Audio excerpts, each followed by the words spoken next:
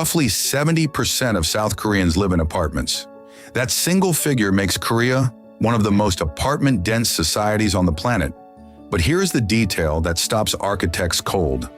Millions of those units share nearly identical interior layouts. Walk into a 3-bedroom apartment in Busan, then walk into one in Incheon, and you will struggle to tell them apart. The entrance corridor leads to the same kitchen on the left, the same living room facing a south-facing balcony, the same master bedroom tucked to the right.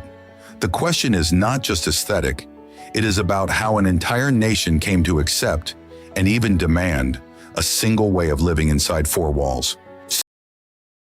Statistics Korea reported that as of 2022, apartments accounted for approximately 63% of all housing units nationwide, up from under 10% in 1975.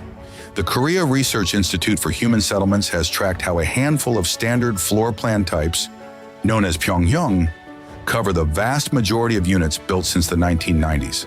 The most common size bracket, the 33 to 35 Pyong unit, roughly 110 square meters, has been replicated in the hundreds of thousands across every major city.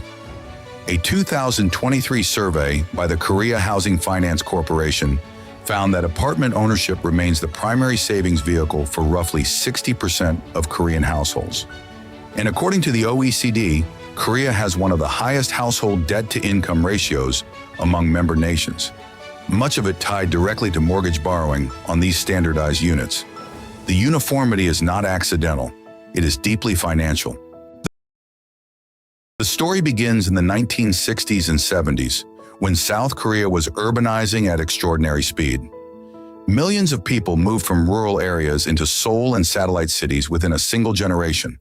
The government needed to house them fast. The Korea Land and Housing Corporation, known as LH, was given broad authority to build at scale. Speed and reproducibility demanded standardization.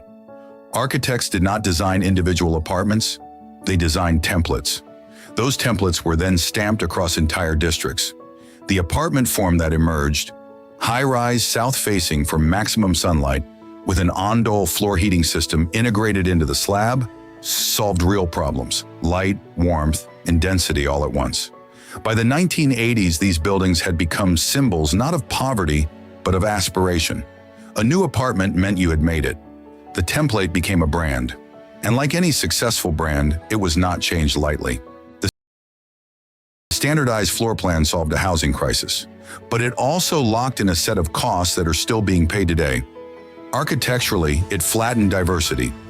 Independent research by Seoul National University's Graduate School of Environmental Studies has noted the near-total disappearance of varied housing typologies in Korean cities.